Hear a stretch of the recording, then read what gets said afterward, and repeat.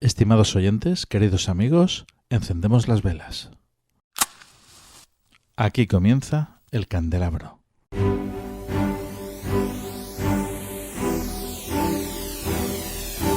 En la oscuridad de la noche, el candelabro nos ilumina y nos cubre de misterio.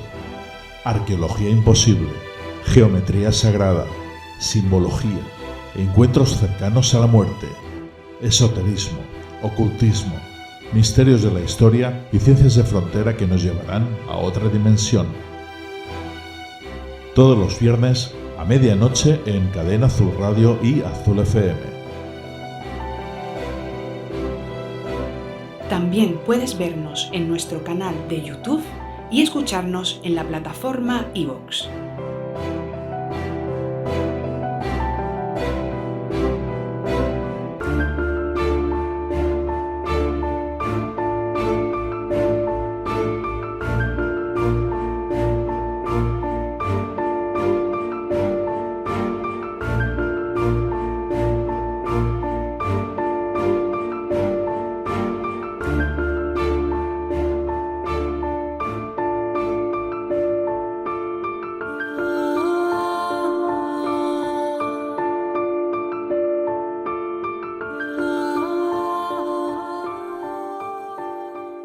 Estimados oyentes, queridos amigos, muy buenas noches.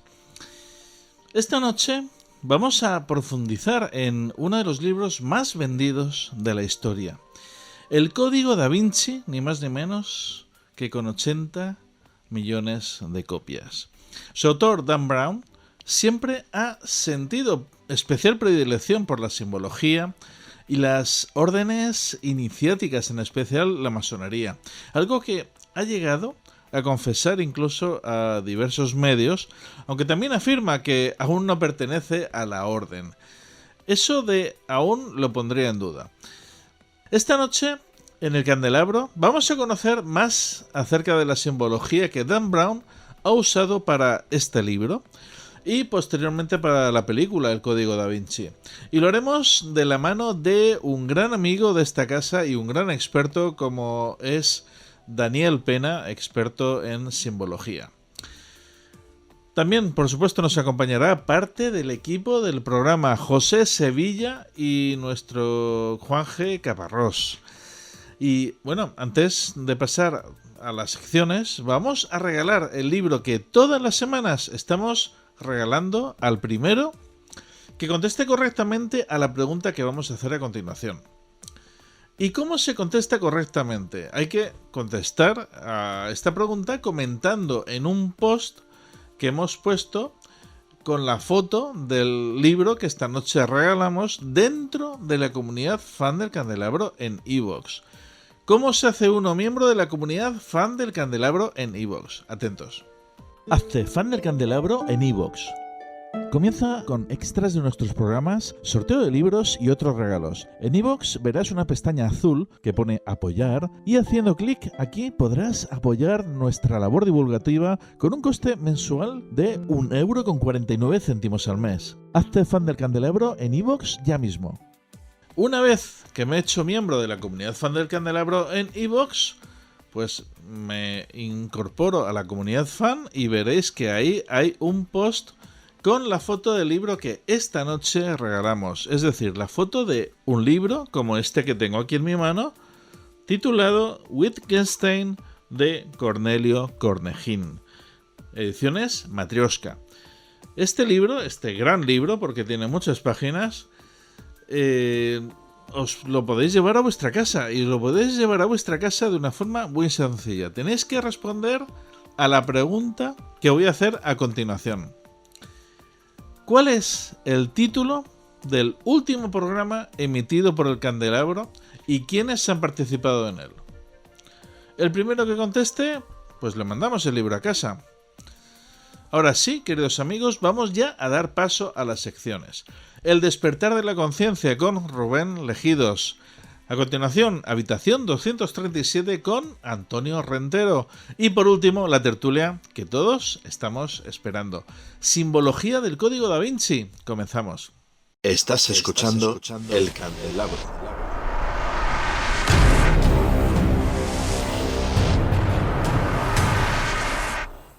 El despertar de la conciencia. Un espacio de Rubén Legidos.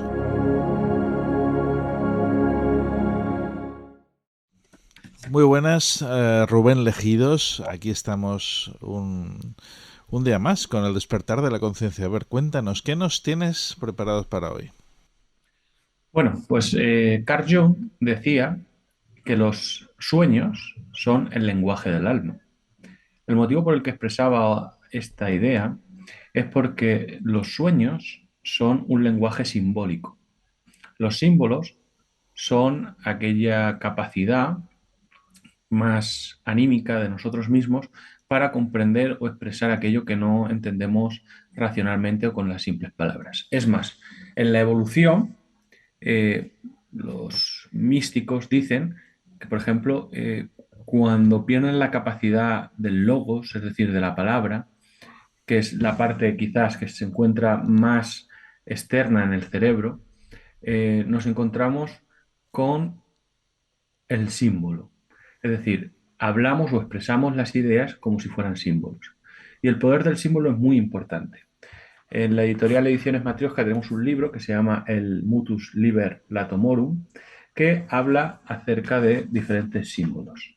Estos símbolos son importantes, no solamente estos, sino todos los que hay en las diferentes culturas, porque van más allá de lo puramente racional, van al alma. Y la pregunta que quiero lanzar es, ¿qué símbolo es importante para ti y qué crees que despierta en tu alma? ¿Por qué te atrae? ¿Crees que es un poder energético que tienen esos símbolos? ¿Crees que quizás esos símbolos despiertan algo en nuestro interior, en nuestra conciencia? El poder de los símbolos, ese es el tema. Muy bien, muchísimas gracias, amigo, y ahí lo dejamos sobre la mesa. Nos volvemos a encontrar la próxima semana. Chao. El despertar de la conciencia. Un espacio de Rubén Legidos.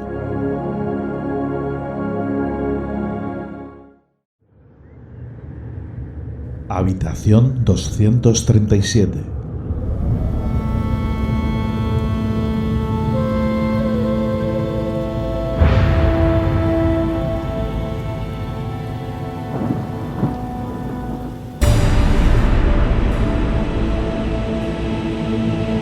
Buenas noches, Fernando. Muchas gracias una vez más por esta invitación a que la habitación 237 abra sus puertas aquí dentro del candelabro. El tema de esta noche nos remite a una película y a una novela, El Código Da Vinci, toda una revolución literaria, aunque sí que es cierto que no por su calidad, pero sí por lo menos por el impacto que tuvo, la forma en la que nos mostró un tema en el que se reunía una conspiración, en la que se reunía un secreto que durante siglos ha estado oculto en los entresijos de la historia, y sobre todo algo que no sabemos si tiene algún atisbo, algún asidero en la realidad, pero que desde luego la historia es atractiva, y es que el linaje de Cristo perviva. Con esa premisa, que además a lo largo de los siglos ha sido objeto de múltiples elucubraciones, Dan Brown, un escritor no especialmente bien dotado en cuanto a calidad literaria, pero sí muy hábil a la hora de elaborar tramas atractivas, tramas interesantes, y desarrollarlas en este estilo bestseller, la literatura aeroportuaria, que hace que vayas encadenando un capítulo tras otro y que una vez que coges la novela, que además no es pequeña, es una novela gordita, quienes nos estén viendo por YouTube, pues yo el ejemplar que tengo, 557 páginas, pero a pesar de ese tamaño, se lee muy rápido, se devora, y sí que te va llevando quizá una forma muy lineal de un capítulo a otro. Cuando llegó al cine, que es ahora mismo lo que nos interesa, Ron Howard, un director que vale para todo, uno de los grandes directores de estudio en el sentido clásico del término, alguien a quien un estudio le encarga un proyecto y el proyecto sale para adelante. Tenemos Apolo 13, por ejemplo, tenemos Solo, la película de Han Solo, que llega un momento en su producción en que se encalla. Y en Disney, Ron Howard, por cierto, empezó como actor en películas juveniles de la factoría Disney, películas de imagen real con actores de carne y hueso, y es un tipo eficiente al que le encargan sacar hacia adelante un trabajo que se ha encallado o que no hay forma de resolverlo, y con más oficio que talento, que no digo que no lo tenga, pero la película está ahí. Y desde luego, o sea, me remito, películas como Llamaradas o películas como Apolo 13 dan fe de que es alguien que sabe dirigir y sabe dirigir muy bien. Y habría que, bueno, no vamos a enumerar todos sus trabajos, pero en este caso sí que es cierto que cogió una novela de gran éxito. La película es muy entretenida y sí que es cierto que en mi caso particular me gusta más la novela anterior de este mismo personaje, de Robert Langdon, la de Ángeles y Demonios, que se rodó con posterioridad y que también es mi película favorita de las 3 de las que hasta ahora han llevado a este personaje a la pantalla grande, porque sí que hay una serie de televisión sobre El símbolo perdido, otro de los éxitos literarios de Dan Brown. Pero estamos con El Código Da Vinci, película con una música fantástica de Hans Zimmer, protagonizada por un Tom Hanks que hace suyo, asume perfectamente el personaje de Robert Langdon, acompañado de Audrey Tautou, de Ian McKellen o de Alfred Molina, y particularmente debo destacar no solo a nuestro compatriota Jean Reno, afincado en Francia, pero de origen español, sino a Paul Bettany, un actor que me encanta, es Visión en el universo cinematográfico Marvel. Hace pocos meses le vimos también en la serie Visión y la Bruja Escarlata, y a mí es un actor que me encanta, y ojalá, y por aquí detrás tengo las novelas del personaje, ojalá que alguna vez hagan una serie de televisión sobre las novelas de Pendergast, de la gente Aloysius Pendergast, las novelas de Douglas Preston y Lincoln Child, porque él sería el agente Pendergast perfecto.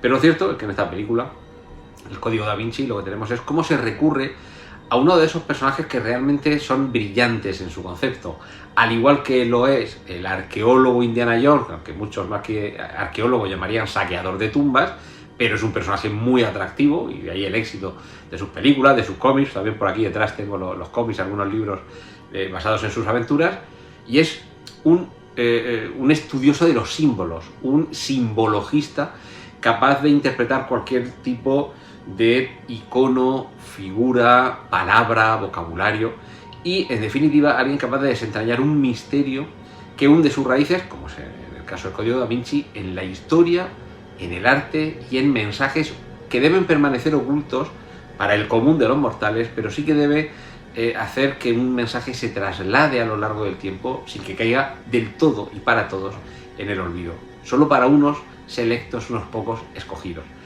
Y lo que iremos descubriendo, además se ve de manera muy gráfica en la película, cómo es el proceso mental por el que Robert Langdon, el personaje que interpreta Tom Hanks, va desvelando, va encajando las piezas, va desvelando los misterios y va averiguando qué es lo que hay detrás de cada misterio, qué significa cada símbolo, y al final partiendo de un asesinato en el Museo del Louvre, y de ahí también la portada. En el libro, en la película se juega con la sonrisa, con el rostro de Mona Lisa, porque ahí es donde arranca todo, en la sala del Museo del Louvre, donde está este famoso cuadro, y a partir de ahí hay un mensaje, hay una muerte, y hay que ir averiguando qué se encierra detrás de todo esto. Y a estas alturas la novela y la película estarán más que vistas y leídas. De manera circular volvemos al final de la película, del libro, donde todo comenzó, y es que ahí estaba ese secreto, ese símbolo estaba realmente en el lugar donde todo comenzó.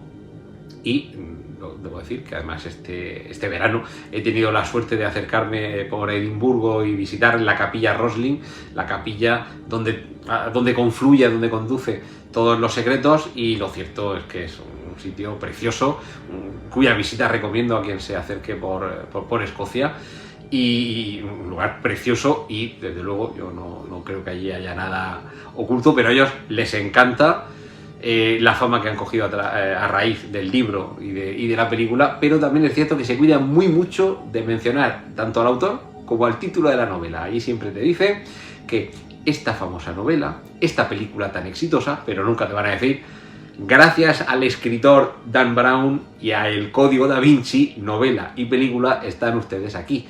Así que no sé hasta qué punto sí que debemos agradecerle a Dan Brown que haya situado ese misterio que a lo largo de los siglos ha ocultado el linaje de Cristo, la búsqueda del Santo Grial, la sangre real, dentro de este libro, para hacernos atractivo una visita a París, para visitar el Louvre, una visita a Escocia, Edimburgo, para visitar la capilla de Roslin, y en cualquier caso interesarnos por estos misterios que, sean ciertos o no, por lo menos sí que nos permiten activar las neuronas y conocer el pasado y el arte.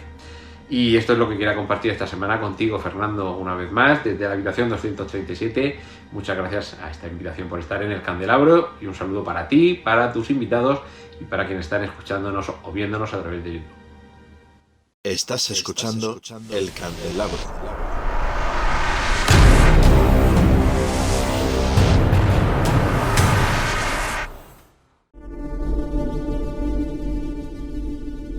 El Código da Vinci es uno de los libros más vendidos de la historia, con 80 millones de copias.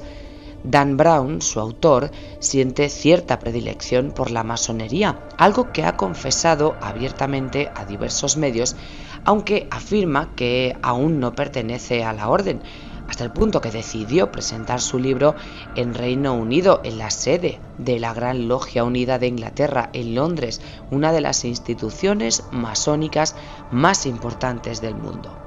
Es por ello que, a lo largo de su obra, encontramos innumerables referencias a la simbología, a la masonería y a otras órdenes religiosas e iniciáticas. Esta noche, en el Candelabro, vamos a profundizar en la simbología que Dan Brown ha utilizado para su libro y posteriormente la película El Código da Vinci, y lo vamos a hacer de la mano de un gran experto en simbología, Daniel Pena. Encendemos las velas.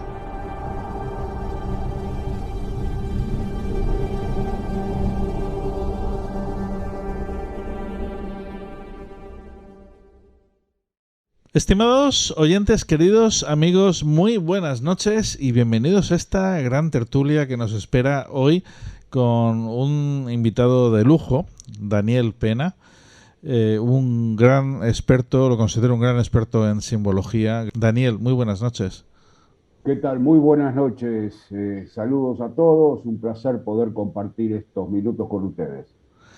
Y bueno, también tenemos a José Sevilla, nuestro compañero, aunque no lo tenemos en el vídeo, tiene problemas, pero sí que lo tenemos en audio. José, muy buenas noches. Muy buenas noches. Hombre, problemas tenemos todos. Lo que pasa es que ahora es de imagen. Dispuestos a aprender mucho con nuestro invitado de hoy. Y muchas gracias. Juan G. Caparrós, buenas noches. Buenas noches. Saludos cordiales. Pues esta noche, como decía, vamos a tener un programa fascinante. Y es que vamos a hablar de una obra, El Código da Vinci. Más de 80 millones de copias tiene esta obra. Y bueno, la película también es fascinante. Y vamos a hablar de su simbología. Y es que, como decíamos, Daniel Pena, pues vamos a exprimirlo al máximo esta noche en el Candelabro, ¿no? Daniel, cuéntanos, yo la verdad es que no me esperaba tener tanta simbología aquí, y es cierto que me he puesto a ver la película y bueno, he sacado algunas cosillas, pero de hecho se decía en varios ámbitos que la película, parte de esa simbología incluso era inventada.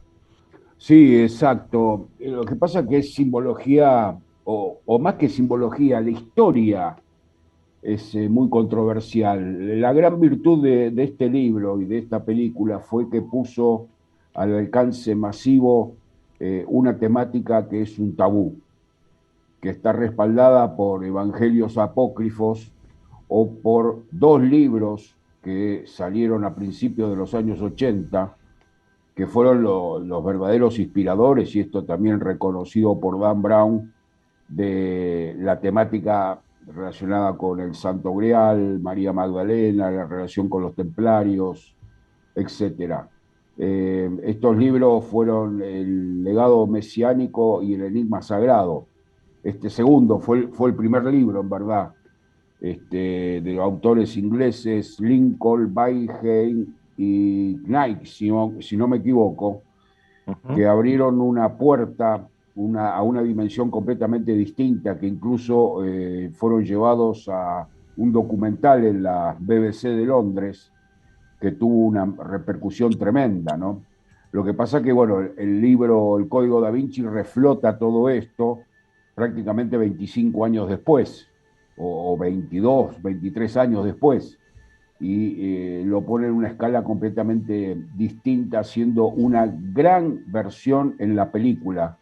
Por supuesto que una película nunca va a ser tan rica como un libro, pero la película realmente está muy bien versionada, muy bien adaptada y en una cantidad relativamente poca de tiempo, son solamente 3 horas. Eh, Cuenta una historia que tiene casi 600 páginas de un libro, una historia muy cambiante, muy rica, más allá de la historia de aventuras. Hay mucho más detrás de esto. Y hay una teoría muy controversial, ¿no? Que habla nada más y nada menos que de la descendencia de Cristo. A lo largo del libro me ha dado la impresión de que se pone muy malo al Opus Dei, sin embargo, y en contraposición al Priorato de Sion. ¿Es tan malo realmente el Opus Dei? ¿Qué es el Opus Dei? Para también un poquito la gente, aunque yo creo que a estas alturas todo el mundo sabe qué es el Opus Dei. Sí, yo creo que no sé si puede ser tan malo como Brown lo alucina en su ciencia ficción, ¿no? Que es el libro en torno a la relación con el Opus Dei. Pero yo creo que sí es una sociedad retrógrada, sumamente conservadora y por eso sumamente peligrosa para la propia iglesia. Yo creo que le ha hecho mucho daño la imagen que tiene el Opus Dei a la iglesia católica, porque la gente pretende a lo mejor encontrar alguna señal de mayor evolución o de adaptación a los tiempos por parte de la iglesia, y el Opus es un retroceso enorme, enorme, y le ha causado un perjuicio muy grande. Eh, Creo que la película, el libro ponen al Opus en verdad en un suprapoder que era innegable hasta hace muy pocos meses, cuando este Papa, en una de las muy pocas cosas buenas que hizo, le quitó tanto poder y representatividad al Opus. Yo soy muy crítico con la gestión de mi compatriota al frente de la iglesia, pero en esto pudo haber acertado. Hay que ver cómo evolucionan estas medidas y todas estas connotaciones que pueden desencadenar de aquí en más. Pero el Opus tiene costados muy oscuros, que lo tenemos ya prácticamente estudiado y comprobado en lo que hace a la rigurosidad del trato con sus propios integrantes, y realmente yo creo que es una muestra más de en una escala inusitada, o por lo menos a la antigua, de lo que era el poder basado en el miedo directamente, ¿no? Y lo transmiten, y son extremadamente secretistas en un momento cuando todos los secretos se están cuestionando prácticamente, ¿no? Más allá de los secretos de la intimidad que puede tener cada una de las personas como individuos, todo esto del secretismo colectivo abona o es caldo de cultivo para abonar teorías de conspiraciones y muchas cosas extrañas que nos hacen perder de vista la realidad por completo. Uh-huh. Bueno, yo lo primero que quiero comentar son dos cosas. La primera, que el libro de Dan Brown se basa hasta tal punto en el Enigma Sagrado que se llegó a interponer un juicio por el tema de derecho de autor por Weisheim y su compañero en la Corte de Londres acusándole de plagio, ¿no? Un juicio que, si uno ha leído los dos libros, pues prácticamente lo que podemos decir es que el libro del Código Da Vinci es una buena versión novelada, al menos a mi juicio, del libro inicial, el cual plantea todos los temas ya sobre la presunta o la posible descendencia de Jesucristo. En segundo lugar, no hay que olvidar que es uno de los grandes errores que se han cometido en muchos casos, es que para un gran porcentaje del público, este libro, que es una obra de ficción, y vuelvo a insistir, es una obra de ficción en la cual mezcla y está escrita con una gran habilidad, es un libro entretenido, que engancha, que hace intuir al profano la existencia de determinados secretos y tal, recurre en algunos casos a unas formulaciones que podríamos considerarse, para los que hemos estudiado un poco el tema simbolismo, incluso en algún caso burdo, pero que ha generado su efecto. De hecho, por ejemplo, cuando es muy común entre los guías turísticos, cuando alguien acude a ver la capilla de Roslin en Escocia, lo primero que van buscando son las criptas secretas, etcétera, que aparecen en la película y que aparecen en la novela, criptas que no existen. Y en relación al Opus Dei, el Opus Dei es una prelatura que se crea, en sus orígenes en España, por José María Espínola de Balaguer, y que ha tenido un enorme desarrollo y una enorme difusión por todo el mundo. En la novela se les convierte en un poder absolutamente oscuro y llegan a darse situaciones incluso ridículas, como es, por ejemplo, el asesino, que es este gigante albino que dice que es un asesino del Opus Dei y va vestido con un hábito de franciscano, lo cual rechina un poco si tratamos de ver. Es decir, es una orden vinculada a la Iglesia Católica, que recientemente el Papa Francisco la ha bajado en cierta manera de rango dentro del tema de la Iglesia, de tal manera que ya no es necesario, no la orden, sino que la prelatura, la persona que ejerce su máxima dirección, la ha rebajado un poquito su nivel, a diferencia de lo que ocurre, por ejemplo, con los jesuitas, y que está formada, como todo grupo, pues por un montón de gente. En España el Opus Dei tuvo un enorme poder, especialmente en los años 60, de tal manera que era muy común, se hablaba en los gobiernos de Franco que había gobiernos de falangistas o del Opus, eran los famosos tecnócratas, que fueron en gran medida los responsables del gran desarrollo económico que tuvo España en los años 60. Pero, vuelvo a insistir, es una novela de fácil lectura, que engancha, que ha sido acompañada por un formato de marketing absolutamente arrollador, y la película merece mucho la pena. Pero no olvidemos en ningún caso que es una obra de ficción, que es uno de los grandes errores que se cometieron hace unos años, porque la gente lo daba como una auténtica verdad revelada. Es cierto, es cierto.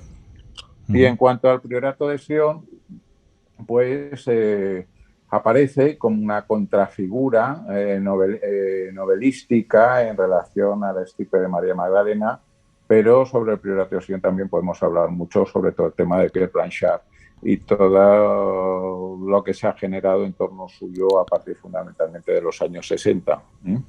Que habría mucho que hablar sobre también la ficción real del Priorato de Sion. Largo y tendido, pero además que esta ficción, pues lo que tú dices, ha llevado a sacar a la palestra temas que, en fin, parece que se temía hablar de ello, ¿no? Como esa supuesta hija de Jesús y María Magdalena, Sara.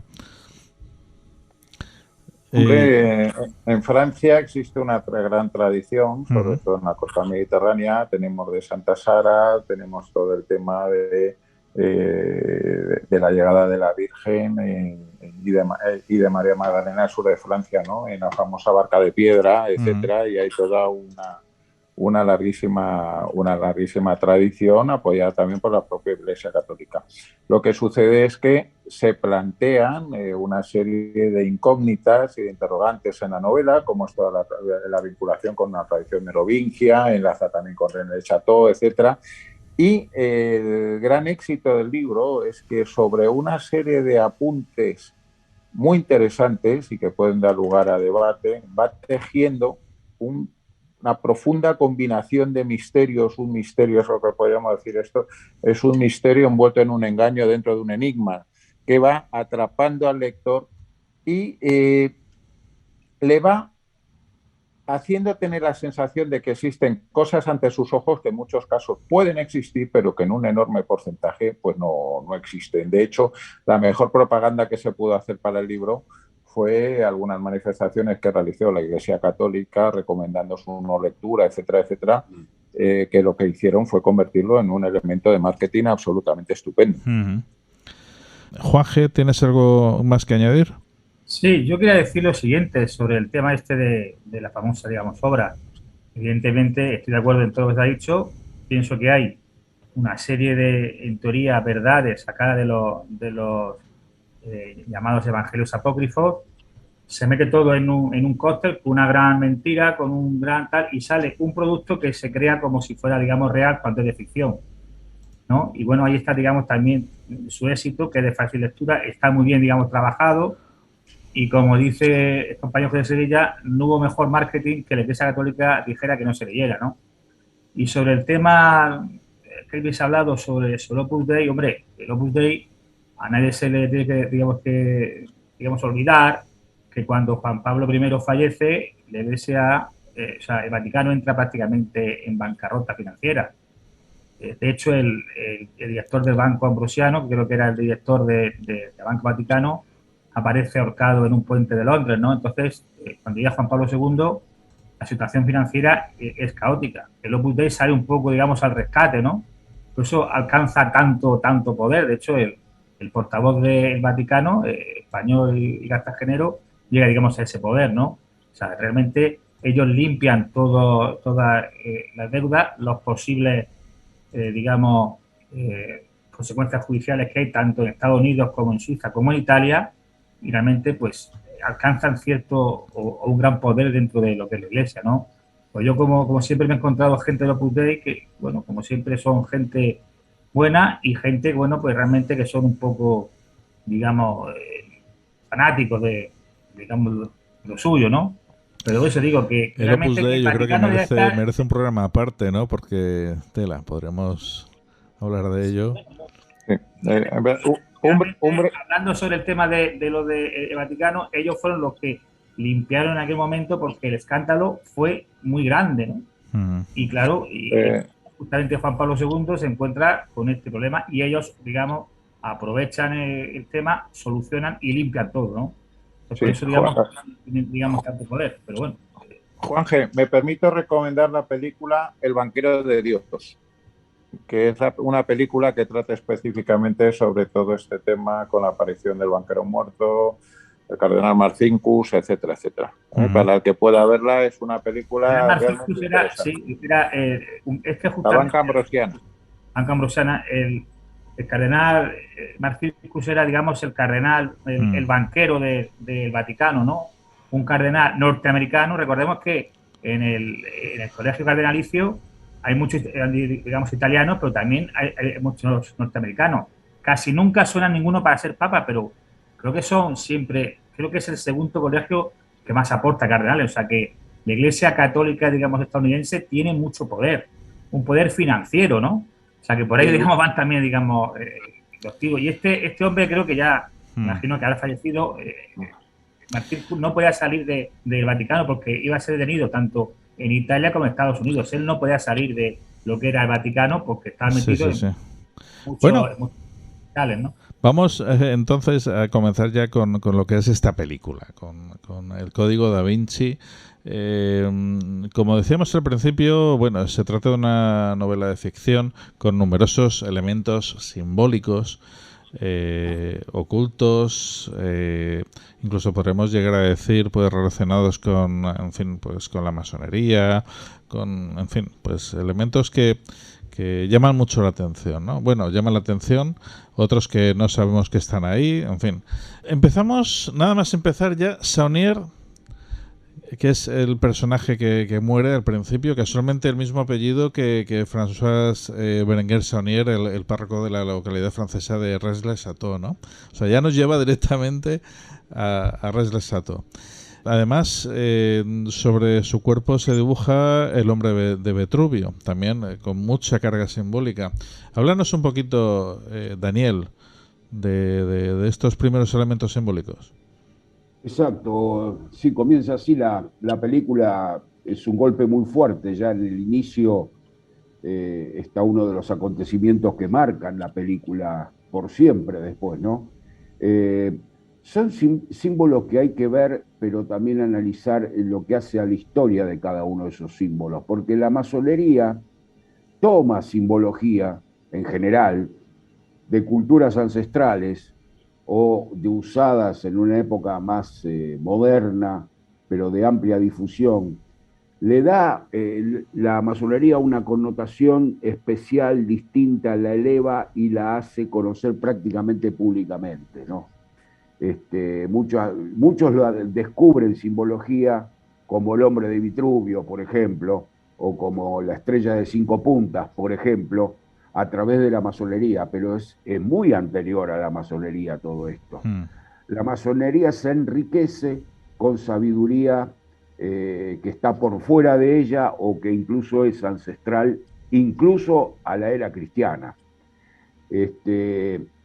Pero esto, hay una gran diferencia en cómo muestra la masonería los símbolos o cómo los reconoce, porque casi siempre esta simbología, la masonería dice que viene con un pasado muy importante en la antigüedad y reconoce el origen de ese pasado, cosa que muchos no hacen, como por ejemplo el propio cristianismo, que prácticamente presenta todos sus símbolos como un invento propio y 0 kilómetro, como los automóviles, diciendo esto es nuestro, nosotros lo hicimos, nosotros lo inventamos y debe ser interpretado de esta forma y no de otra. En cambio, la masonería bucea un poco más, va más profundamente y trata de rescatar ese conocimiento oculto o perdido, o por lo menos no tan popular, y lo muestra abiertamente. Ya al momento de inicio de la película, encontrarse con un hombre en esa posición, con brazos, piernas extendidas, más su cabeza, nos está transmitiendo los puntos esenciales por el cual el ser humano se conecta con el universo, nada más y nada menos. También tiene otra interpretación, los 5 puntos y la estrella de 5 puntas también está relacionado con el culto a la diosa, a Venus. Y cuando uno por primera vez se entera de estas cuestiones, dice, ¿cómo culto a la diosa? ¿Cómo Venus? ¿Cómo Venus en esta parte del mundo por lo menos se la conoce con otro nombre, el planeta Venus? Y cuando se dice ese nombre, algunos abren los ojos con, no sé si con deseo de persignarse o de salir corriendo o qué, porque Venus en esta parte de la Tierra, por lo menos, no sé de Europa, pero se la conoce como el lucero, y el lucero viene de Lucifer, directamente hablando. Entonces, estas cuestiones son en algo, podríamos decir, muy bien explotadas por determinados sectores que buscan demonizar lo que sea. En este caso, la masonería también, por ejemplo, ¿no? Pero demonizan todo lo que tiene que ver con las culturas ancestrales. Y nos están diciendo la cultura moderna, occidental, cristiana, es la única verdadera y la única que tiene suficiente peso y reputación como para darle una interpretación correcta a toda esta sabiduría que no es ni cristiana, ni es de la época de Cristo, sino que viene de mucho, mucho antes. Ya en esa primera escena, digamos, nos está introduciendo a algo novedoso y distinto que después se va a desarrollar. Y después se termina desarrollando y explicando el porqué de la importancia de muchas cuestiones cuando los protagonistas de la película intentan buscar refugio y lo consiguen en un primer momento con el Lord Tywin, que es un anagrama del apellido Baigen, uno de los autores del libro original, El Enigma Sagrado. Hay un juego muy inteligentemente hecho y que en esa escena del castillo de las afueras de París se comienza a delinear lo que básicamente es la parte real o verdadera de la película, anclada en esas teorías que hay, que la sostienen, vía los evangelios apócrifos o estos libros que mencionamos antes que datan de principios de los 80. Ahí conviene empezar a escarbar, más allá de la trama ficcionada, con éxito ficcionada, pero ficcionada al fin, de una película que sí resulta llamamente entretenida, de mucha acción, que mantiene en vilo a las personas permanentemente, como lo hace, por supuesto, el libro también.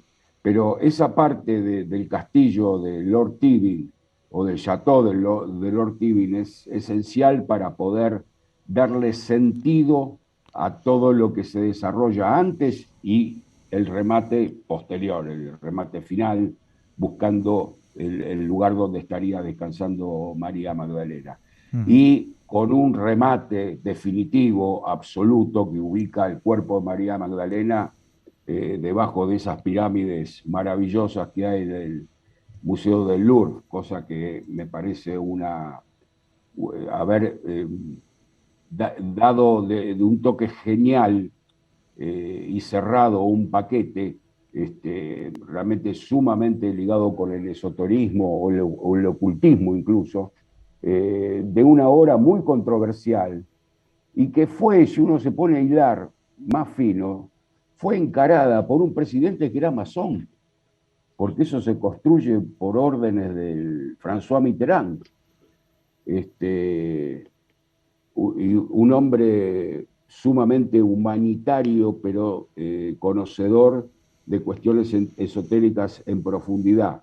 Y todos estos datos que van apareciendo por fuera del libro y que uno los puede encontrar únicamente si lee entre líneas o investiga por sus propios medios, y todos los conducen, es como que todos esos caminos conducen a Roma, en definitiva, y la gente adquiere una dimensión de la historia narrada, y por eso mucha gente es llevada a asumir, como alguien dijo antes, el libro, el Código da Vinci, como una verdad revelada. Hay que saber separar la paja del trigo en este caso, pero que evidentemente es una trama que está muy bien pensada, una trama que de los pocos libros que en líneas genéricas Dan Brown está anclada en acontecimientos del pasado, porque fíjate lo que son los libros siguientes al Código da Vinci, él habla con relación al futuro,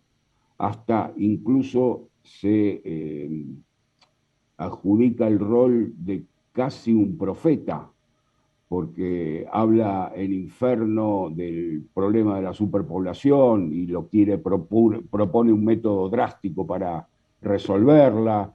En el caso de Origin habla de la controversia de las ciencias con las creencias, y creo que termina imponiéndose las ciencias por sobre las creencias, y marca una tendencia hacia el mañana de toda esta línea de racionamiento, anclada en este caso en el pasado, pero que va a traer consecuencias sin ningún tipo de duda si es que se comprueba algo de la veracidad de esta línea argumental que vino desde el enigma sagrado, ¿no?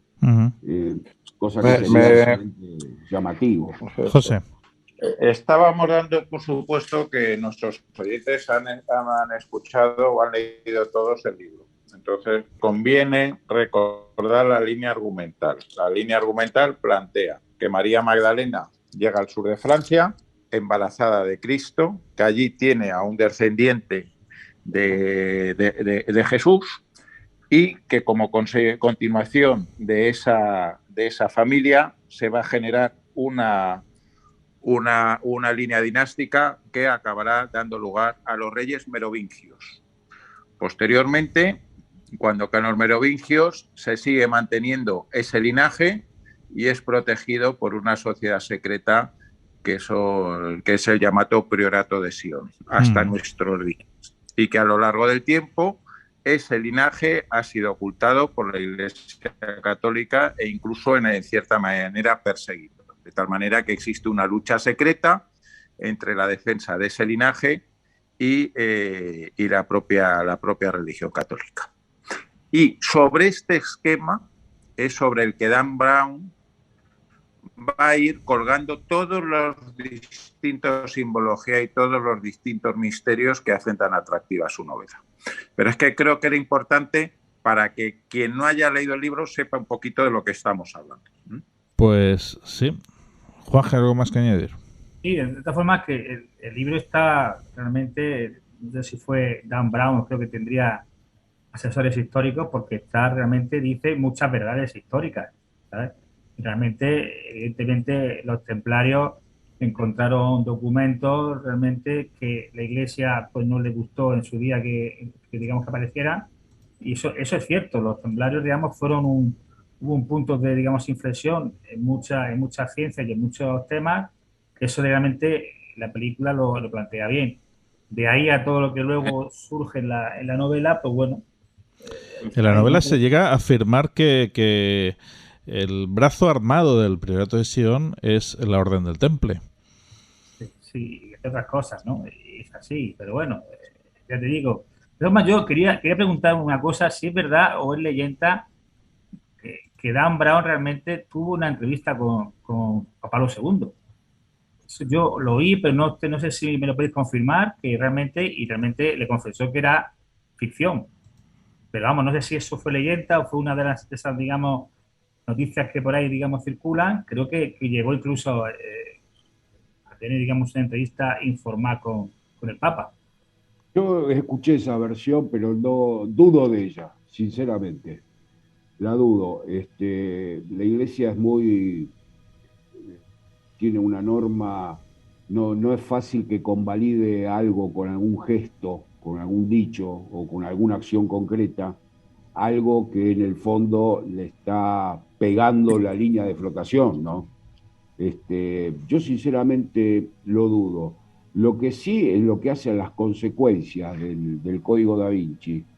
Después del Código Da Vinci vino el símbolo perdido, y posteriormente vino Inferno. Lo que sí me llama la atención es que Inferno fue presentado en la sede de la Gran Logia Unida de Inglaterra, privilegio que muy pocas personas, creo que o ninguna prácticamente, tuvo para presentar un libro de ficción en ese ámbito que, bueno, acaba de tener un protagonismo muy importante con el fallecimiento de la reina.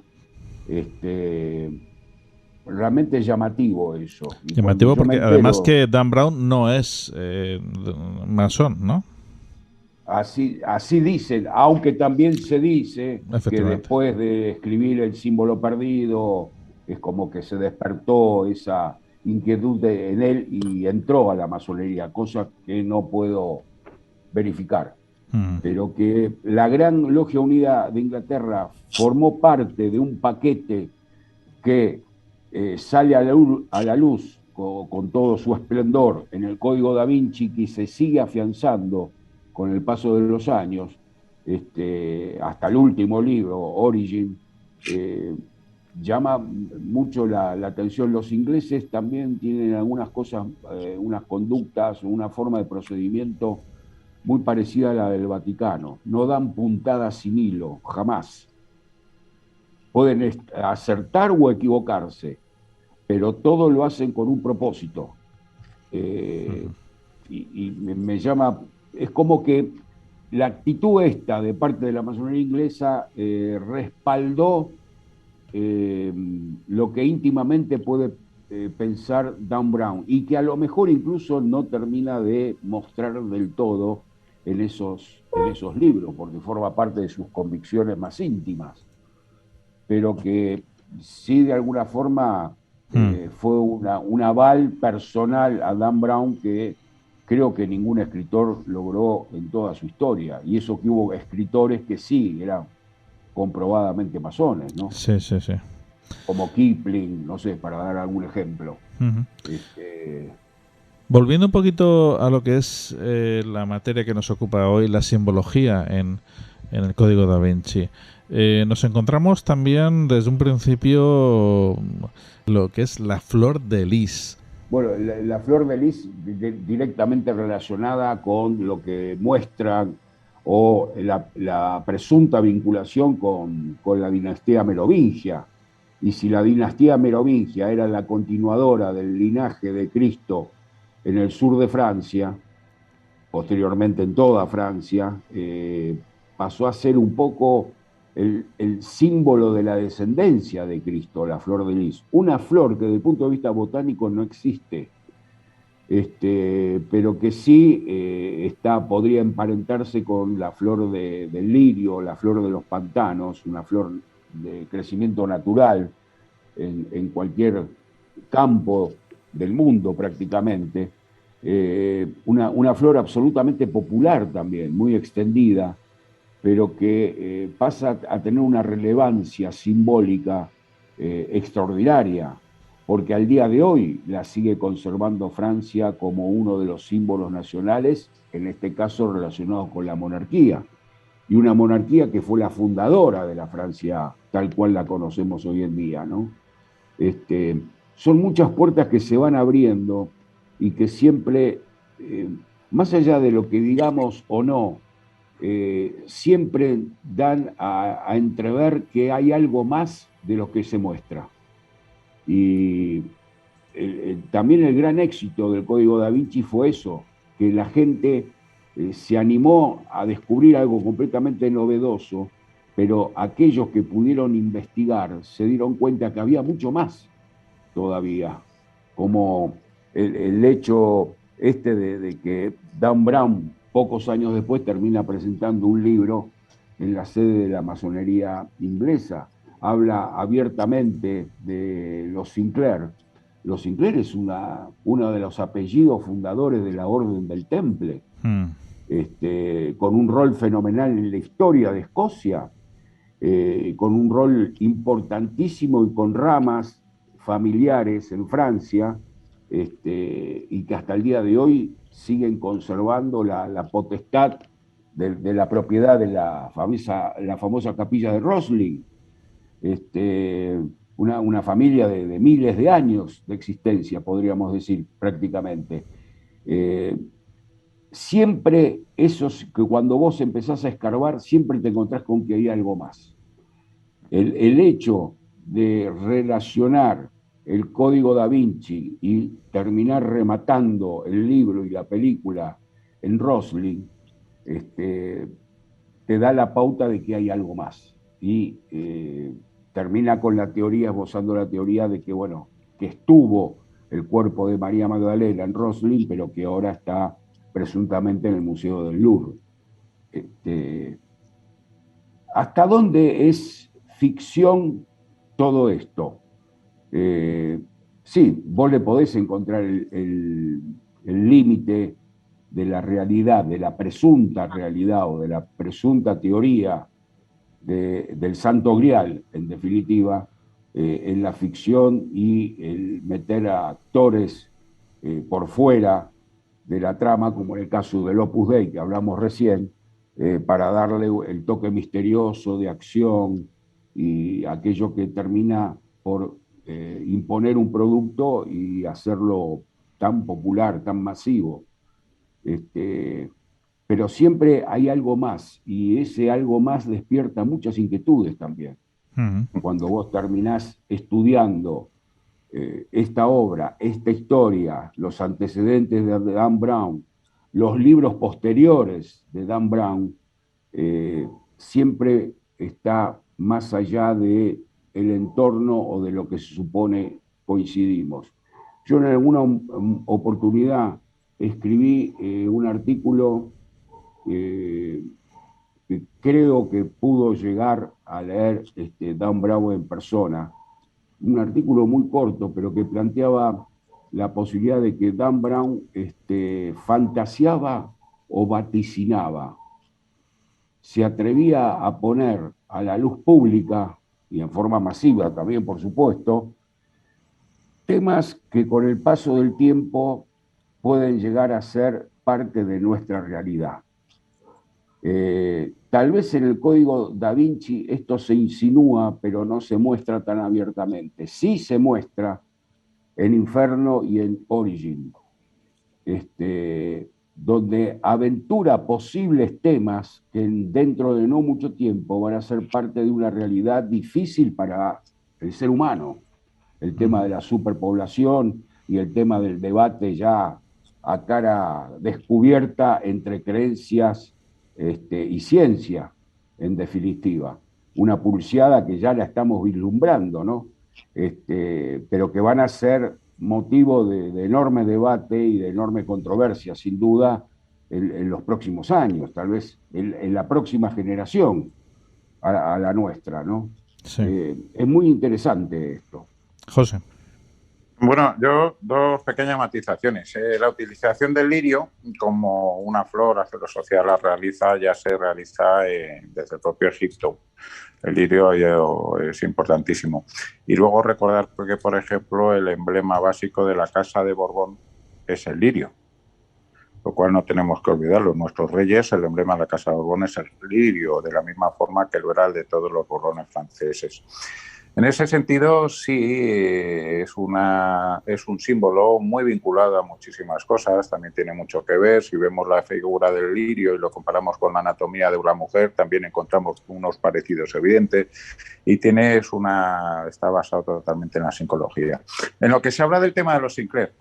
Los Sinclair es una familia que lo que sucede fundamentalmente es que acoge a los templarios tras la desaparición de la orden en el siglo XIII en Francia, de tal manera que una de las grandes teorías sobre el origen de la masonería proviene de los templarios que se refugian en Escocia y que van a realizar una serie de trabajos y que van a dar lugar a las logias. De hecho, la logia más antigua que existe ahora mismo, quiero recordar que la logia de Kilwinning en Escocia, que tiene su origen en el siglo XIII aproximadamente, ya lleva ido trabajando desde aquella época, prácticamente coincidente con la desaparición de la Orden del Temple en París aproximadamente. Pero volviendo al tema y de la simbología, Dan Brown se convierte en un auténtico, si queremos usarlo, trilero. Has hablado al principio de Saunier, y lo primero que nos hace es que nos reconduce hacia eso que podríamos llamar ese parque temático del misterio que es René Chateau. No sé si estaréis todos de acuerdo con ello y todas las simbologías ocultas en René Chateau, desde el pobre demonio Asmodeo, que ya no sé cuántas veces han sustituido la figura, ahora por una de resina, que se la cargaron hace poco por enésima vez, hasta todo ese tema de la Torre Magdala, cuyo nombre va vinculado con María Magdalena, etcétera, etcétera. Por eso quiero usar y permitirme la palabra trilero, porque va saltando de los misterios de Europa de uno a otro. Efectivamente. Y entonces es posible que de mentira quiera decir verdad, pero sí es cierto que lo que tiene el valor de poner sobre el lector occidental. Durante mucho tiempo en Occidente hemos estado cegados por todo el esoterismo que proviene fundamentalmente de Extremo Oriente, el budismo, los lamas, los mantras, etcétera, etcétera. Y Dan Brown lo que hace es que nos pone o nos desvela o nos pone ante los ojos una Europa oculta, fascinante y en la cual hay muchas más cosas a la vista. Lo que pasa es que no estamos entrenados para verlo. Jorge. Sí, yo solamente de la flor de lis, evidentemente sale en todo el escudo de la Casa Real Francesa y también en muchos nobles, ¿no? Y bueno, sobre el tema de que realmente Dan Brown es un trilero, juega con muchas verdades o media verdades que les hace, digamos, mentiras, evidentemente está claro que cuando cae, digamos, la monarquía francesa por causa de la revolución, ellos realmente tratan de volver al poder, resucitando sobre todo a partir del siglo XIX todo este tema que ellos era el linaje, digamos, divino, descendían directamente de Jesús de Nazaret, ¿no? Para un poco volver digamos, a reclamar el poder que divinamente le corresponde, ¿no? Esto también, hablando sobre el famoso parque temático que habéis hablado de Chateau, de Renaud, creo que había una noble que tenía bastante relación con el rey de Francia, que estaba en el exilio, y que realmente pues a este párroco de aquella zona pues un poco le metió en la cabeza el tema de la gran farsa que se estaba, digamos, tramando, y de ahí viene, digamos todo. Dan Brown juega con este tema y realmente, pues, como dice José, un poco, digamos, thrillero es. Pero también en el libro cuenta algunas verdades, o mejor dicho, verdades que todavía no se han develado. Por ejemplo, no sale en la película, pero sí sale en la novela que quizás los templarios dieron digamos, excavando el templo de Jerusalén, el famoso documento Q. El documento Q, o Q en inglés, que era el documento que hablaba en cierta forma unas enseñanzas de Jesús de Nazaret, escrito por él mismo, ¿no? Y que ese documento, que no es muy largo, está en el poder del Vaticano.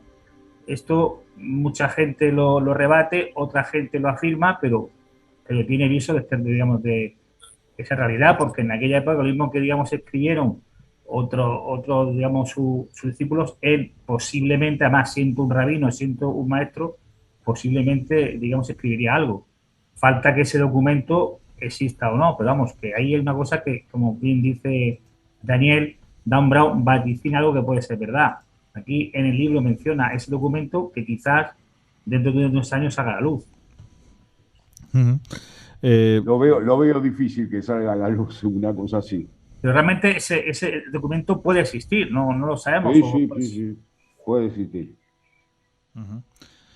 Daniel, de la misma forma que también se alude a lo largo de la película a elementos simbólicos masónicos, también se alude y mucho a la figura de Leonardo da Vinci.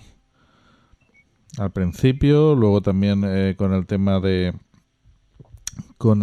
del cryptex, y bueno, Leonardo da Vinci también es un personaje, la verdad es que con mucho misterio. Se ha llegado a pensar incluso que perteneció al priorato de Sion, perteneció a la masonería y bueno, la verdad es que tendríamos también, y de hecho se han hecho programas sobre Leonardo da Vinci.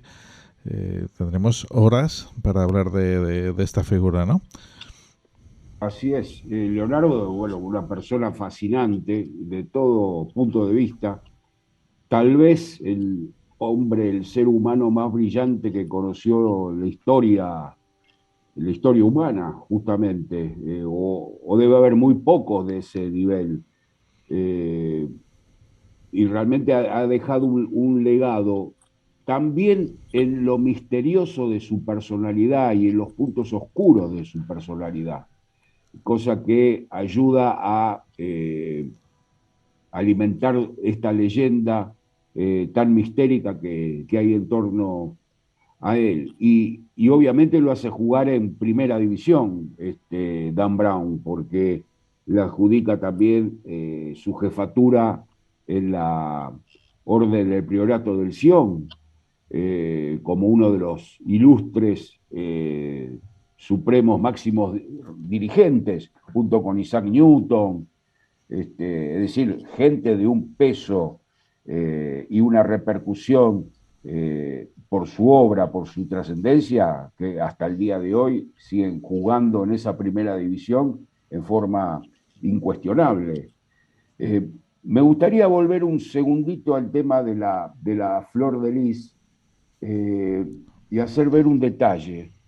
Por algo, tal vez, la flor de lis es tan poco vista, a no ser de una forma muy velada, muy oculta, en las iglesias católicas, sobre todo, que son las iglesias que yo conozco, por lo menos en esta parte del mundo, ¿no? Porque si tenemos algún tipo de certeza, o se conoce por lo menos la vinculación de la flor de lis con los merovingios, con la presunta descendencia de Cristo, obviamente que va a ser difícil de asimilar el hecho de la presencia de la flor de lis. En Buenos Aires hay una excepción. La flor de lis aparece en una forma prácticamente masiva en la Basílica de la Merced, en pleno centro de la ciudad de Buenos Aires. Una iglesia muy llamativa que a lo mejor se anima a develar algo que todavía no fue del todo procesado por los profanos que pueden ver esto, es decir, aquellas personas que no conocen lo sagrado o las leyendas fundacionales de todas estas cuestiones sagradas. Y lo primero que uno encuentra cuando entra a la iglesia, a la Basílica de la Merced, es una imagen de Asmodeo yaciendo con una mujer, como si fuera en una instancia inmediatamente posterior a haber tenido relaciones sexuales. O la mujer está encima de Asmodeo, y sobre esta figura muy grande, muy importante, en el hall de acceso a la iglesia, hay un crucifijo con un ángel en la parte superior, muy pequeño, que apenas se ve, pero que ese ángel se tapa los ojos, como diciendo, no puede ser lo que estoy viendo, no me entra en la cabeza lo que estoy viendo. ¿Qué hace Asmodeo ahí, yaciendo con una mujer al pie de un crucifijo, nada más y nada menos? En lo que hace a la evolución y a todo lo que viene después, posteriormente, con la vinculación con la orden templaria, lo que presuntamente han encontrado los templarios, y este reciclado de los templarios después de su formal destrucción en 1307, todo apunta por el lado de Escocia siempre. Tenemos la capilla de Rosslyn con todos esos testimonios y esa simbología que está fuera de tiempo, y que de dónde sacan ellos la posibilidad de la existencia del maíz, por ejemplo, entre otras cuestiones, y lo plasman en una piedra 60 o 70 años antes del descubrimiento de América. Eso es llamativo. Y es llamativo también que esa familia Rosslyn comienza a jugar un rol absolutamente definitivo y fundamental, y un Sinclair termina siendo el primer gran maestre de la masonería escocesa. Ujú. Muchos años después, ¿no? Varios siglos después incluso. Eso poderosamente llama la atención. Y con esto también me quiero meter, y me gustaría conocer su opinión. Los templarios se reciclaron en otras cuestiones, ¿en qué posibles cuestiones? Y si en verdad tuvieron un legado firme e intenso en lo que es el legado de por lo menos de los altos grados de la masonería. Y el lugar donde masivamente se los estudia y se los pone en un nivel jerárquico inmenso, porque por desgracia vemos que hay una proliferación y cada vez mayor de órdenes templarias que aparecen y publican en redes sociales y le dan una trascendencia enorme a toda esta cuestión templaria, pero que yo creo que están muy lejos de la seriedad que debería tomarse la cuestión. Excluyo de esto a la masonería. Pues mira, si me permites, te voy a decir un poquito. Cuando se produce la desaparición del temple en Francia, existen varias corrientes. Por un lado, los templarios que se encuentran en la península ibérica y en Portugal se reciclan dentro de las órdenes militares españolas, y en Portugal van a dar lugar a los pobres caballeros de Cristo, y de ahí va a surgir toda la escuela de Enrique el Navegante. O sea, eso es lo primero que tenemos que tener en cuenta. La mayor parte de los que se encuentran en Francia parten con la flota que se encuentra en La Rochelle hacia un rumbo desconocido, y gran parte de ellos recalan en Escocia. Y en cuanto al simbolismo templario dentro de los grados filosóficos de la masonería, hemos de tener en cuenta que su origen es relativamente moderno. Los grados filosóficos, en la formulación que se conocen en la actualidad, tienen su origen en el siglo XIX. De tal manera que podemos hablar de unas reminiscencias, pero no podemos hablar que los templarios se reciclan directamente en la masonería, como si mantienen algunas teorías. ¿Qué sucede con el neotemplarismo al cual has hecho referencia? Pues ahora mismo existen diferentes órdenes neotemplarias que utilizan una ritualística y mantienen una serie de apariencias exteriores, manifestándose como los auténticos descendientes de los templarios. Pero la Orden del Temple como tal es suspendida, que no desaparece, no es extinguida por parte de la Iglesia Católica, sino únicamente suspendida, y de hecho ahora mismo hay algunos grupos que abogan por su resurrección dentro del seno de la Iglesia Católica, y lo que sí van a existir ahora mismo en la actualidad son un par de obediencias no templarias. Algunas de ellas tienen su origen en una carta patente que da Napoleón sobre el año 1814, quiero recordar, y que tiene su sede en Italia. El resto de la gran mayoría, en España tenemos algunos grupos, como puede ser también Temple España y alguna serie de cosas que son cercanos a la Iglesia Católica, que utilizan parte de la simbología templaria, pero no hemos de olvidar que gran parte de la documentación templaria, prácticamente en su totalidad, se perdió, y lo único que tenemos es la regla de su fundador. El 90% de todo lo que se habla de los rituales templarios, de los misterios templarios, etcétera, etcétera, etcétera, que se está utilizando en la actualidad, o es pura intervención o simplemente una fantasía tratando de coger de pequeños retazos de la historia, formar una serie de rituales. Coincido completamente con vos. También pienso que el legado templario murió en cierta forma cuando la orden fue, digamos, suspendida, como dice José, y luego, bueno, pues realmente yo veo, por ejemplo, el legado templario cuando, que estaba hace poco y vino San Fernando haciendo el Camino de Santiago, en esas construcciones, en esas catedrales, en esas iglesias, digamos, orientadas siempre hacia Oriente. En fin, ahí ya se ve un poco que ya la orden templaria había sido, digamos, suspendida. Ahí yo veo, digamos, el legado aquí, por lo menos en Europa, ¿no? Y bueno, todo ahora, tantas órdenes, tantas logias hay que ya, digamos, uno se pierde. Yo creo que raro es el día que cada uno, digamos, no recibimos una invitación a pertenecer a estas logias que, según ellas, siempre afirman que son las verdaderas, digamos, receptoras de saber templario, ¿no? Uh-huh. Damos ahora otro pequeño salto, volvemos otra vez a lo que es la figura de María Magdalena, sobre todo, y de Leonardo. Leonardo da Vinci aparece también en la figura, sobre todo cuando se habla del famoso cuadro de la última cena de Jesús, y esa famosa teoría que luego pues hemos dado 1000 vueltas a esa teoría sobre la aparente figura de María Magdalena en ese cuadro. ¿Qué pensáis al respecto? Leonardo manejaba un conocimiento completamente oculto para esa época y también oculto al día de hoy.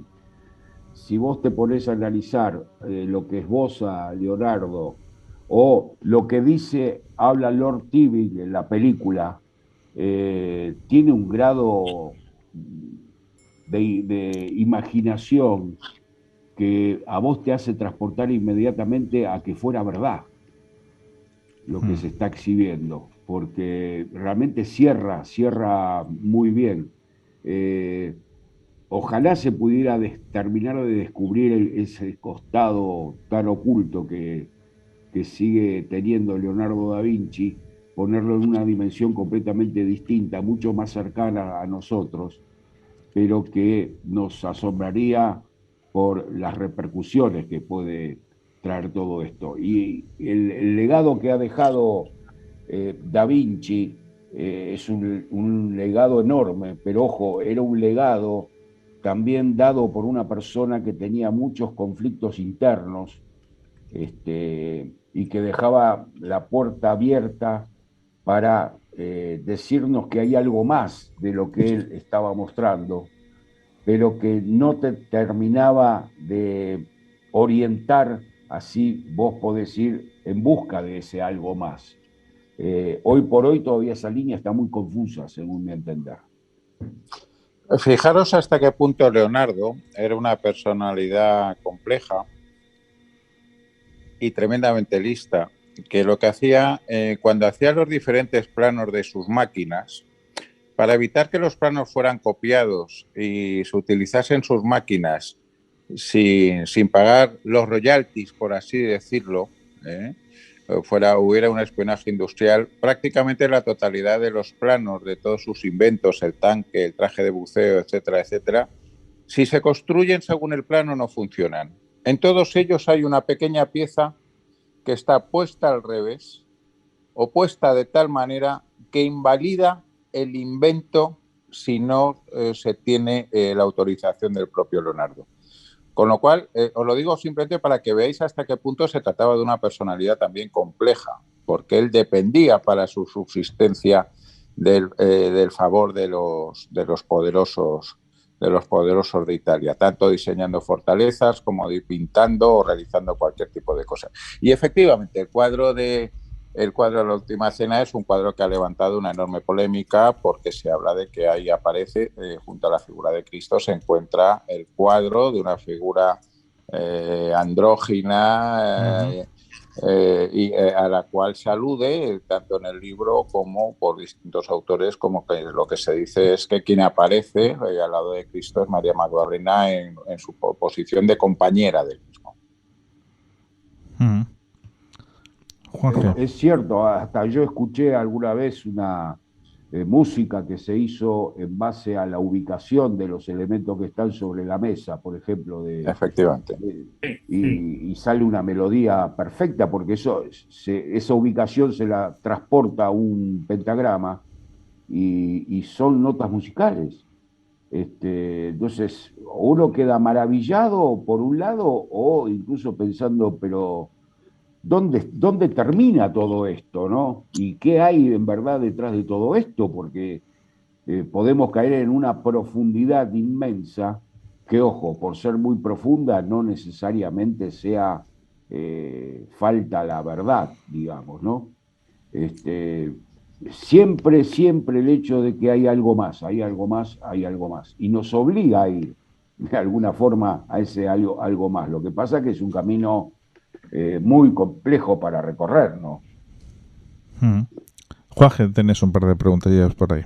Sí, yo realmente sobre el tema este de Leonardo, el genio, hace un año estuve en Milán y sobre el tema este que han oído a Daniel sobre el pentagrama, hay gente que va solamente a ver eso y trata de tomar nota y de hacer como puede para que le salga en teoría la melodía que eso simbología hace. O sea, que eso es lo bueno que tiene tanto el libro como que este caso, digamos, Leonardo, es que pone al pie de la persona, digamos, mundana, el poder descifrar esa serie de símbolos que han estado, digamos, ocultos durante siglos, porque eso realmente es genial, ¿no? Eso es lo que ha dicho bien José. Ahí Dan Brown es un genio, de hecho crea yo creo que el bestseller más famoso que hay en los últimos tiempos gracias a eso, ¿no? Y, por ejemplo, es que Leonardo también en el libro, por ejemplo, alude el famoso cuadro de San Juan Bautista y su famoso dedo, ¿no? hacia arriba, ¿no? Entonces, esto realmente es una simbología que la gente se está hora y hora viendo tanto el cuadro que hemos dicho de La Última Cena como el San Juan, ¿no? Incluso alude a las películas en el libro, a las películas de Walt Disney, que en la película que creo que es en La Sirenita, hay un cuadro de María Magdalena que está detrás, ¿no? De una especie de casa flotante que hay allí, ¿no? En fin, porque habla también de Walt Disney, también lo mete, digamos, en esta sucesión que hay de grandes hombres que pertenecen al famoso Priorato de Sion. Hemos hablado de Leonardo, de Newton y del famoso Walt Disney, ¿no? Entonces, todo esto, digamos, para mí me recuerda, digamos, absolutamente genial. Y luego quería hacer un par de apuntes sobre el libro. Quiero recordar que Sophie, la nieta de Saunier, en la novela y en la película, ella es licenciada en criptografía. O sea, y en el libro, digamos, alude a esa ciencia y la alude de una forma muy, muy simple. Incluso quiero recordar que habla de la fórmula matemática simple desde la secuencia de Fibonacci, realmente hablando sobre las famosas frases que hay en la aludiendo al dragón en el arco de Bóveda, ¿no? Entonces, toda esa simbología tan simple hace que la gente montana, digamos, piense y entre en una espiral de aventura propia, que eso parece fascinante. Y eso Dan Brown da, digamos, con la piedra filosofal, tanto del éxito como que la gente se llegue, digamos, a creer esta ficción, ¿no? Y luego quisiera, digamos, preguntar sobre, que creo que para mí es lo que me impresionó mucho, sobre el número phi, ¿no? El número este de la proporción, digamos, áurea, ¿no? La proporción divina, que si realmente se puede, digamos, explicar qué es eso que alude el libro de que si, digamos, cogemos una persona y la medimos desde los hombros hacia los codos, y luego desde los codos hacia las rodillas, da siempre una proporción, o que el número de las abejas es también proporcional, tanto los machos como las hembras, en fin, una serie de cosas que aluden el libro, que creo que hasta cierta forma es verdad, ¿no? Pero no en todos los casos se cumple, ¿no?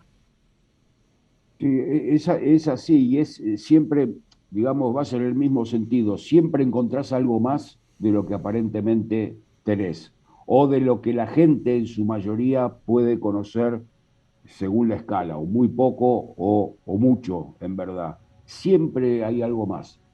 Y este tema a mí de Dan Brown me llevó después a relacionarme con un queridísimo amigo, que terminé siendo un amigo, que vincula a la relación directa que puede haber entre los templarios, los neotemplarios, el Dante Alighieri, la Divina Comedia, la sociedad secreta que fue patrocinada por los templarios, que es la Fede Santa, que es narrada hasta por el mismo René Guénon, y siempre te abren puertas que vos no sabés a dónde te estás metiendo, en definitiva. Se abre una oscuridad, pero no una en el sentido malo, sino en el sentido de que hay algo tan grande detrás de todo esto, que no tenemos todavía dimensión para poder ver lo que hay detrás de todo esto. Y creo que es el mayor legado del libro, en definitiva, que hay mucho más de lo que nosotros realmente estamos en condiciones de visualizar. Uh-huh. Por supuesto que esto forma parte del secreto que guarda Dan Brown para poder incluso elegir la temática que él toca, en definitiva, en este y en otros libros, porque es una temática sumamente especial que no es abiertamente tocada por otros autores y que forma parte incluso de las especulaciones locas que pueden tener algunos científicos o algunas personas que esbozan este tipo de teorías, pero es así. Uh-huh. Yo incluso en Buenos Aires tenemos un tour que estamos haciendo con este amigo mío, que habla sobre la posible relación del Dante Alighieri con la República Argentina. Y muchas otras connotaciones. Traemos de vuelta la unión que puede haber entre el Dante. Algunas teorías hablan de que el Dante estuvo en el juicio y en la ejecución de Jacques de Molay, por ejemplo, porque coincide la época que él estuvo en Francia con la ejecución de Jacques de Molay. Es realmente llamativo. Siempre partimos de una misma base, pero que nos lleva hacia una cosa futura que es muy incierta en este presente, pero que puede tener un costado de verdad realmente importante, ¿no? Y esta teoría del Dante en Buenos Aires está anclada en lo mismo que está anclado el Código da Vinci, es decir, los templarios, los guardianes del secreto, del linaje, en definitiva, y en la forma que fue preservado durante tantos siglos y que aparentemente tendría continuidad hasta el día de hoy, ¿no? Me queda ya poquito tiempo para acabar este programa y bueno, tengo aquí dos preguntas que sí o sí me gustaría preguntarte. La primera de todas, hemos pasado por delante y de forma muy sutil del priorato de Sion y no hemos hablado de él. ¿Existió, no existió? ¿Qué fue exactamente el priorato de Sion? Daría desde luego este tema para un programa y de hecho es un programa que tengo agendado hacerlo, ¿no? Pero bueno, no obstante sí que me gustaría, si fuera posible, hablar un poquito acerca de qué era exactamente el priorato de Sion. El priorato de Sion yo no me atrevería a decir si existió o no, porque también es una línea muy fina que se cruza en distintos sentidos, que por un lado te dice que sí, que es perfectamente factible, pero por el otro lado vos ponés dudas, porque si te pones a investigar a la persona que dio a conocer los secretos del priorato de Sion, realmente te abre una serie de interrogantes muy, muy grandes con relación a la persona, más allá de la historia del priorato. Pero que pudo existir o el priorato de Sion o alguna otra organización que incluso propiciara la creación de los propios templarios en Tierra Santa, esto es perfectamente factible, porque no creo que 9 caballeros se hayan dedicado a custodiar caminos llenos de salvajes que querían atacar a los peregrinos, y solamente 9 personas se encargaban de custodiar todo eso. Yo creo que había un propósito completamente distinto y que ellos sabían perfectamente lo que tenían que buscar, dónde buscarlo, y lo encontraron, y de la noche a la mañana al encontrar eso, le posibilitó abrir las puertas de un poder fenomenal, que lo tuvieron por casi 2 siglos después. A simple vista parece muy sencillo, pero recordemos que allí, bueno, en ese momento las tecnologías brillaban por su ausencia y vamos, desde luego coordinar todo esto, tan solo 9 caballeros, sin duda. Bueno, sí y no, vamos a ver. Los 9 caballeros de Tierra Santa existen una serie de órdenes, fundamentalmente la que era más importante allí eran los hospitalarios, y entonces lo que se presentan ante el rey de Francia es para la creación de una orden para defender a los peregrinos y al templo. Entonces estos 9 caballeros, lo que ocurre es que llegan a Jerusalén, el rey de Jerusalén les asigna en las caballerizas del templo de Salomón una serie de zonas, y estas personas están durante varios años excavando sin ocuparse de nada. Descubren algo, vuelven a Francia y es a partir de ahí donde se produce el crecimiento exponencial de la orden. Pero esto es un poquito, no son 9 personas que aparecen por allí, sino efectivamente, como ha dicho el compañero, acuden en un momento determinado y a un sitio determinado con un propósito concreto. Sabían perfectamente, intuían lo que estaban buscando, y que encontraron, pues eso es uno de los grandes misterios que ha permitido luego dejar volar la imaginación. Sí es cierto que tras la vuelta de Francia obtienen unos recursos financieros prácticamente limitados y que son, entre otras cosas, los creadores de la banca moderna, porque una cosa que ahora mismo casi ha desaparecido, pero que todos conocemos, que la letra de cambio, es un invento templario, con lo cual, pero yo sí quisiera, ya que creo que podemos haberle metido la curiosidad a nuestros oyentes, recomendar 2 libros más, aparte del Código Da Vinci. Uno es El Club Dumas, de nuestro querido Arturo Pérez Reverte, y su magnífica película La Novena Puerta, que es una película sensacional y que para mí se encuentra al nivel de la del Código Da Vinci. Y luego hay un libro duro, pero que desde el punto de vista del estudio de los movimientos discretos, esotéricos, usemos el término que queramos, es muy superior en cuanto a su calidad, para mí al menos, que es El péndulo de Foucault. Pero es un libro que ya requiere una base previa para poder hincar el diente. Juanje, ¿qué piensas? Estoy de acuerdo en que realmente, ya lo he dicho antes, el legado templario es que está ahí. Es que lo bueno que tiene también, está hablando sobre, digamos, esta simbología, es que tú vas, por ejemplo, y vuelvo a decir, en el Camino de Santiago, hace poco en Juan de Ortega, San Juan de Ortega, ves allí desde la Oca hasta una espiral. realmente la oca parece ser para los antiguos el animal que transportaba el alma de los difuntos hasta el más allá, ¿no? Y está presente tanto en Persia como en Egipto. Y ellos, digamos, utilizan, de hecho, se les atribuye el famoso invención del juego de la oca. Y bueno, también el legado está escrito, por ejemplo, creo recordar que hay un personaje, ahora mismo está un poco olvidado en la historia, que es Ramón Llull, Raimundo Lulius en castellano. Por supuesto. También parece ser que estuvo en una estrecha relación con el orden del Temple, y realmente muchos escritos, muchas enseñanzas que van a todos órdenes, desde la astronomía hasta la medicina, ¿no?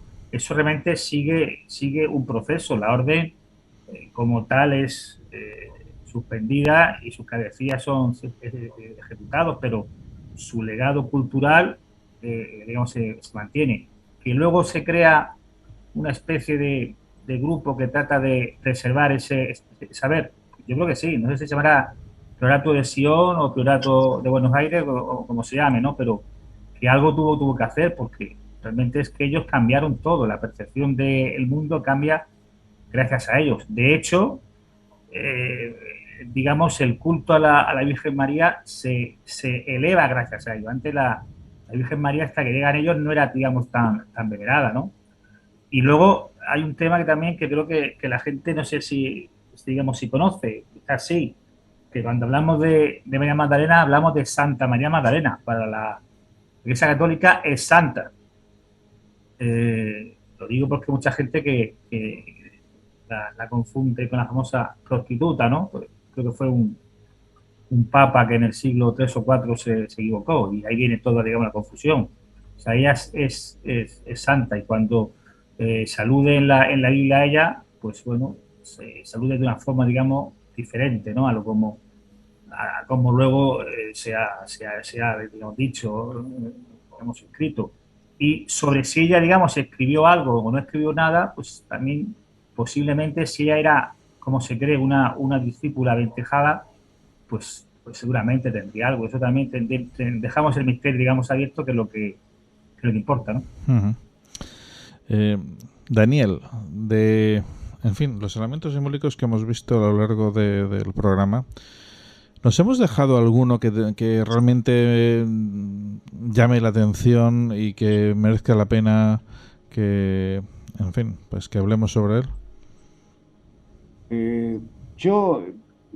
A mí el Código Da Vinci me abrió las puertas a relacionar esta historia del Santo Grial, genéricamente hablando, de los templarios, con lo que pasó en el mundo inmediatamente después de todo eso.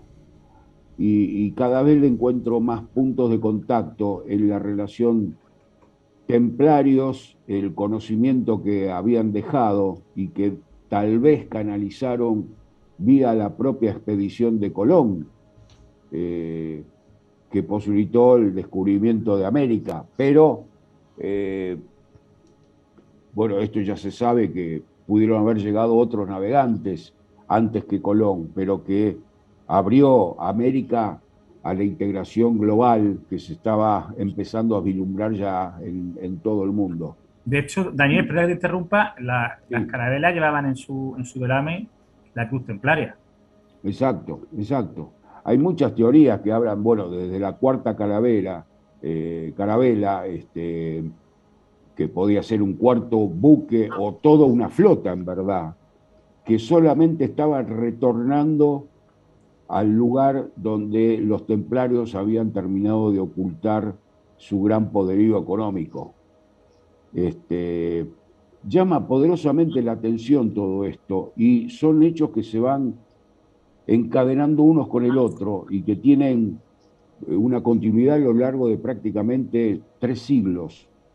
Y que acá en la República Argentina cada vez hay mayor cantidad de dudas, y cuando uno plantea verdades que son completamente actuales, pero cuando uno pide de dónde partieron originalmente estas verdades, la gente empieza a hacer agua. Por ejemplo, Lo primero que se me ocurre, ¿de dónde viene el nombre de Argentina? Plata, ¿no? ¿Por qué Argentina se llama Argentina? ¿A partir de cuándo, de qué momento decidieron ponerle ese nombre? ¿O cómo se jugaba antes con el nombre Argentina, antes de que se conociera formalmente como el nombre del país o de la nación?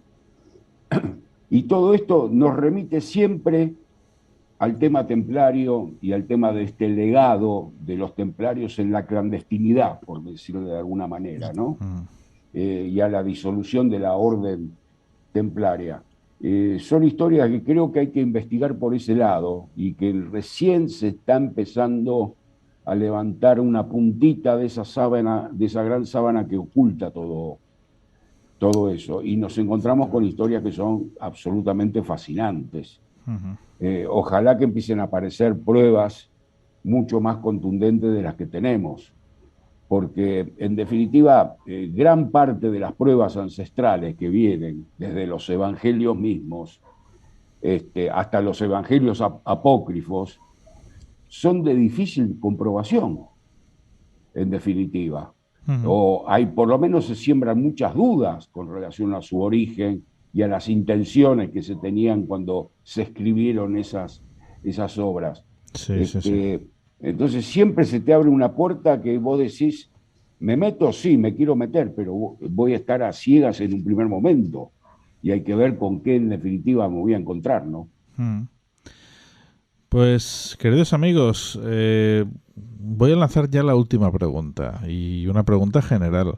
A raíz de todo lo que hemos estado hablando, a raíz de esta ficción, que recordemos que no es más que una ficción, aunque sí con elementos que bien podrían ser verdad y elementos simbólicos reales, ¿qué opináis? ¿Cabría la posibilidad realmente de que este trasfondo, la historia que se cuenta de María Magdalena, de Sara, pudiera ser verdad? Es decir, ¿cabe la posibilidad de que a día de hoy aún haya un familiar de Jesús deambulando por este mundo? Yo pienso, Fernando, si me permitís que yo sea el primero que rompa el fuego, yo creo que lo que se cuenta en el libro es una farsa, ¿no? Para, hombre, digamos... hemos dicho que partimos de una ficción, ¿de acuerdo? Sí, es una farsa de que, digamos, ya te digo que fue que, a mi juicio, los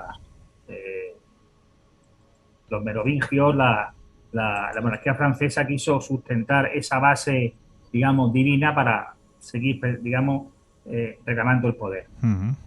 Yo creo que Jesús Nazaret tuvo que conocer el amor humano. Sí. Es mi opinión. Que si fue con María Magdalena o... Sí, creo que en aquella época tampoco era normal que los rabinos estuvieran solteros. Era obligatorio. Para ser rabino era obligatorio tener familia. Tener familia, ¿verdad? Sí. Claro, entonces posiblemente él conociese el amor humano, ¿no? No sabemos con quién fue. Bueno, esto no le hace que fuera un hombre, digamos, excepcional por todo lo que hizo o lo que dejaron hacer y sobre todo lo que dijo, ¿no? Yo creo que realmente, ya te digo, él conoció el amor, que es el amor físico y el amor humano. Ya me quedo ahí. No podemos olvidar, antes de que Daniel nos dé su opinión, no podemos olvidar que un elemento simbólico importantísimo y que luego se habla mucho de él también es precisamente el símbolo del grial en forma de vagina. Coincido con lo que acaban de opinar los dos, porque creo que hay mucho más y es absolutamente imposible, yendo a la historia, a lo que sabemos de usos y costumbres de las épocas, que una persona haya llegado soltera a los 33 años, siendo un rabí también. Prácticamente eso es imposible de que haya ocurrido. No hubiera llegado vivo sin ningún tipo de dudas, porque hubiera sido una fuente de sospechas profundas en lo que hace a su comportamiento moral, ¿no? pero que yo no sé si vi a María Magdalena, la teoría esta de la llegada de María Magdalena a Francia, la descendencia vía Sara, están así, pero debe de existir algo que profundamente lo han ocultado, por eso lo han divinizado en la forma que lo divinizaron a Cristo, que esto no es patrimonio de la primera época del cristianismo, esto es muy posterior, estamos hablando de 3, 4 siglos después. ¿Y por qué surge en ese momento y no se habló desde un primer momento de la real condición civil de este personaje? Son muchas cosas que quedan pendientes para seguir investigando. José. Bueno, yo lo primero, que el libro, la gran virtud que tiene es estimular la curiosidad. Y en unos tiempos en los cuales parece que estamos siempre anclados en una serie de verdades absolutas, todo lo que genera dudas y llama la atención y genera la curiosidad de la persona para plantearse temas me parece fenomenal. Y en segundo lugar, en relación a lo que tú has dicho, pues yo creo que es si Cristo tuvo descendencia o no. Personalmente creo que para las personas que son creyentes es irrelevante desde el punto de vista que lo importante es el mensaje, mucho más allá de que pueda haber existido una descendencia o no. Por otro lado, es lógico que desde el punto de vista teológico la existencia de esta descendencia o de esta posible descendencia plantea una serie de problemas de difícil solución desde el punto de vista de la Iglesia, de tal manera que teológicamente lo más simple es directamente negarla, porque evitaría entrar en toda una serie de explicaciones de un grado de complejidad tal que escaparían con mucho y que podrían dañar la fe de muchos creyentes. Con lo cual, el libro es una obra de ficción interesante, agradable de leer, que desvela la curiosidad, pero que no se puede hacer de él considerarlo como una auténtica verdad. Para nada. Es cierto que plantea cosas muy interesantes, ¿no? Que dan, como bien dices, lugar a que nuestra imaginación vuele y vamos, la verdad es que es más que interesante este libro. Y bueno, amigos, ha llegado el momento de despedirnos. Pero antes, bueno, ya que estamos durante todo el programa aconsejando libros, me vais a permitir que también aconseje yo un libro. Un libro que podéis encontrar en Amazon, tiene ya sus años, y se titula Vitriol, la tumba del Papa hereje. Este libro es de George Weinberger y es un libro también igualmente fascinante, cargado de simbología. Bueno, es tremendo. Yo os lo aconsejo desde aquí, desde el Candelabro, a que tratéis de adquirir este libro. Y bueno, además, como veis, en la portada está la Catedral de Murcia y, como bien dice, va ni más ni menos que de la tumba de un papa. Ahí lo dejo. Bueno, pues vamos ya a despedirnos. Querido amigo Daniel, muchísimas gracias por estar aquí esta noche, por placer, acompañarnos. Un placer. Espero que haya cumplido con el objetivo de sembrar la duda, porque de la duda viene la sabiduría después, sea cual sea, digamos, el resultado de esa sabiduría. Por un lado o para el otro, no importa, pero sí llegar a la sabiduría. Gracias por la posibilidad. Muchísimas gracias. Es un auténtico honor tenerte aquí esta noche. Juanje, José, igualmente, como siempre, muchísimas gracias a los dos. Como siempre estar aquí, como siempre aprendiendo y realmente me lo paso muy bien, la verdad. Pues sí, disfrutamos, vamos, y aprendemos muchísimo, como siempre, ¿no, José? Por supuesto que sí. Además, hay que recordar a nuestros oyentes que la lectura y el estudio es el acto más revolucionario que puede realizar una persona. Así que lean y estudien. Vamos a, antes de despedirnos, tenemos que recordar, como siempre, a los radioyentes que nos pueden escribir, nos pueden preguntar tanto en nuestro correo electrónico info@elcandelabro.es como en nuestras redes sociales que tenemos en Twitter, en Facebook, el grupo del Candelabro, la página del Candelabro. Y bueno, por supuesto también nos podéis dejar mensajes en nuestro YouTube y en iVoox. En YouTube, en este mismo canal donde estamos emitiendo en este momento, aparte de emitir en Azul FM Radio y en Azul FM Online, pues también emitimos en YouTube y posteriormente lo subimos el programa a iVoox. En iVoox ahí tenemos los programas de todas las temporadas. Y aparte de dejarnos mensajes, podéis apoyarnos. ¿Cómo podéis apoyarnos? Muy sencillo, le dais a like, le dais a seguirnos y por otro lado también podéis haceros miembros de la comunidad fan del Candelabro en iVoox. ¿Y esto cómo se hace? Atentos. Hazte fan del Candelabro en iVoox.